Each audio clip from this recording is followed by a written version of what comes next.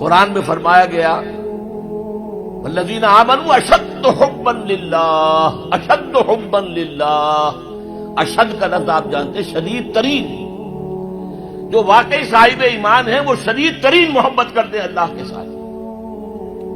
اور رسول نے اپنے بارے میں فرما دیا بہت خوبصورتی سے، لا یؤمن احدکم حتی اکون احب الیہ من والدہ وولدہ والناس اجمعین، تم میں سے کوئی شخص مومن نہیں ہو سکتا جب تک کہ میں اسے اس کے باپ سے، اس کے بیٹے سے اور تمام انسانوں سے زیادہ محبوب نہ ہو جاؤں۔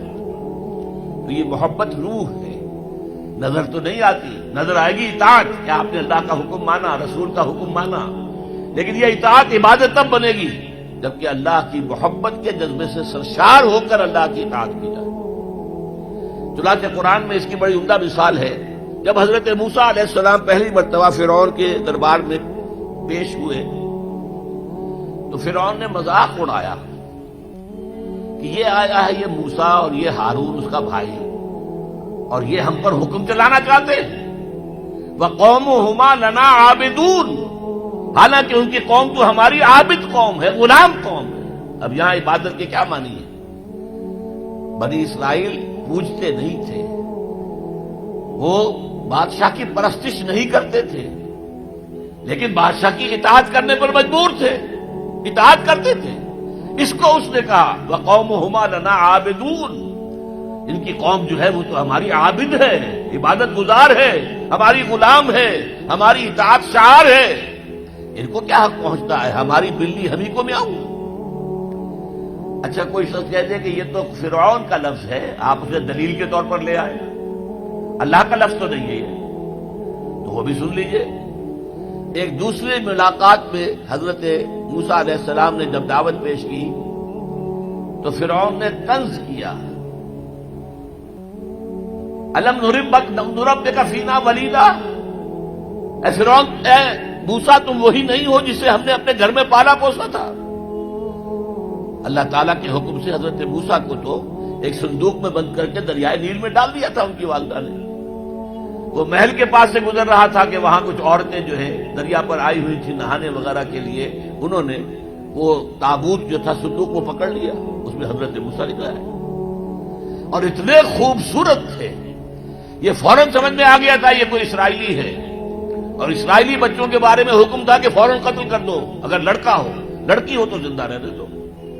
لیکن یہاں حضرت آسیہ تھی، فرعون کی ایک بیوی جو مسلمان تھی، بنی اسرائیل میں سے تھی، انہوں نے کہا فرعون سے لا تقتلوہ، مت قتل کرو، قرۃ عین لی ولک، دیکھو ہمارے ہاں اولاد نہیں ہے، یہ تو میرے اور تمہارے لیے آنکھوں کی ٹھنڈک بن جائے گا، دیکھو کتنا خوبصورت بچہ ہے، لہذا ان کو قتل نہیں کیا گیا۔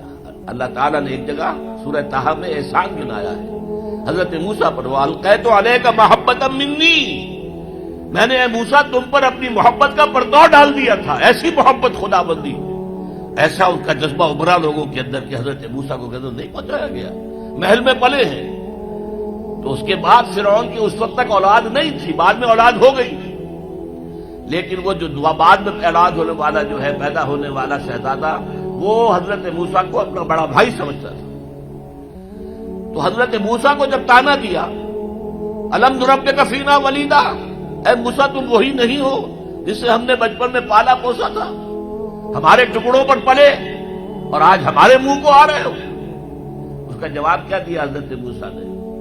وَتِلْكَ نِعْمَةٌ تَمُنُّهَا عَلَيَّ أَنْ عَبَّدْتَ بَنِي إِسْرَائِيلَ، بڑا احسان کیا تو نے کہ مجھے اپنے گھر میں پال دیا اور میری ساری قوم کو غلام بنا رکھا ہے۔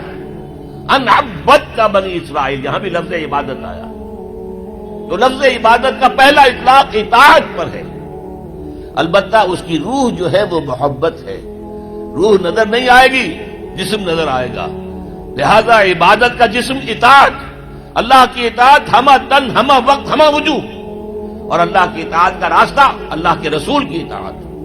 بمصطفیٰ برساں خیش را کے دی ہمہ اوست، اگر بہون رسیدی تمام بول حبیث، اپنے آپ کو مصطفیٰ صلی اللہ علیہ وسلم کے قدموں میں پہنچا دو، اگر وہاں تک نہیں جاؤ گے تو یہ سب بولہبی ہے، پھر باقی ساری باتیں جو ہے اس کا اسلام سے کوئی تعلق نہیں، اور حضور کی حدیث میں آپ کو سنا چکا۔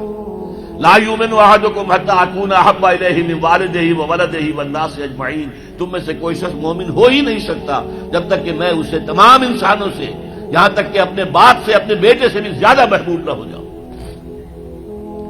اب ایک نقطہ اور سمجھیے کہ میں نے بھی مانا نماز بھی عبادت ہے، روزہ بھی عبادت ہے، یہ عبادات ہے، تو کیا تعلق ہے ان عبادات کا اس عبادت کے ساتھ جس کی تم بات کر رہے ہو؟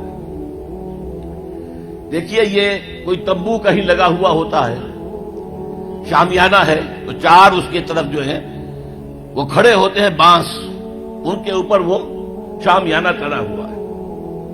چار عبادتیں اللہ نے دی ہیں انسانوں کو، مسلمانوں کو، اہل ایمان کو، تاکہ بڑی عبادت کر سکیں۔ یہ بڑی عبادت ہمہ وقت، ہمہ تن، ہمہ وجوہ اللہ کی اطاعت کرنا آسان کام نہیں ہے۔ ہمارا نفس ہے جو برائی کی طرف ہمیں آمادہ کرتا ہے، شیطان لعین ہے، اس کی سلبی اور مانوی ذریت ہے، وہ ہمیں برائی کی طرف دھکیلتے ہیں۔ پھر مال کا لالچ ہے، وہ ہمیں بری طرف دھکیلتا ہے۔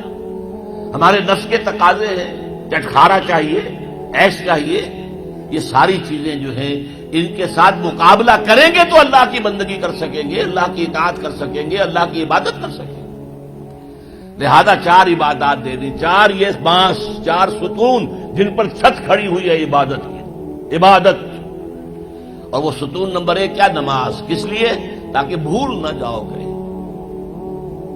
5 دفعہ دن رات میں نکلو اپنے کاروبار سے، صبح نیند بڑی ٹھنڈی ہوتی ہے، بڑی ٹھنڈی ٹھنڈی ٹھنڈی ہوا، ساری رات حبس رہا ہو تب بھی صبح ضرور کچھ نہ کچھ ہوا چلتی ہے۔ مریض ساری رات تڑپتا رہا ہو لیکن صبح کے وقت آ کر اسے کچھ نہ کچھ سکون آتا ہے۔ تو فجر کی نماز کی اذان ہو گئی ہے، سن لی ہے، لیکن لیٹنے کو جی چاہ رہا ہے۔ اس کے خلاف جد و جہد کریں گے، اپنے نفس کے خلاف، تبھی تو اٹھیں گے نا۔ آؤ اٹھو، جاؤ مسجد میں، اللہ سے اپنا عہد جو ہے جو تم نے کیا ہوا ہے، بندگی کا عہد، جاؤ تازہ کرو اسے۔ 4 رکعتوں میں 4 دفعہ کہو ایاک نعبد و ایاک نستعین، اے اللہ ہم تیری ہی بندگی کرتے ہیں، تجھ ہی سے مدد مانگتے ہیں۔ پھر تم دھندا کرو گے، کاروبار کرو گے، دفتروں میں جاؤ گے، پھر ظہر کے وقت پھر آ جاؤ مسجد میں، پھر عہد تازہ کرو۔ پھر کوئی تھوڑا سا قیلولہ کر لیا، کوئی تھوڑا سا آرام کر لیا، کچھ کھانا کھایا، پھر گئے اپنی دکان پر، لیکن پہلے عصر کی نماز پڑھ لو، پہلے تم اپنا عہد جو ہے پھر تازہ کر لو، پھر غروب وقت، غروب سورج کے وقت پھر تازہ کرو، رات کو سونے سے پہلے پھر تازہ کرو۔ حفیظ جالندری کا بڑا عمدہ شعر ہے کہ سرکشی نے کر دیے دھندلے نقوش بندگی، آؤ سجدے میں گرے لوح جبیں تازہ کرے۔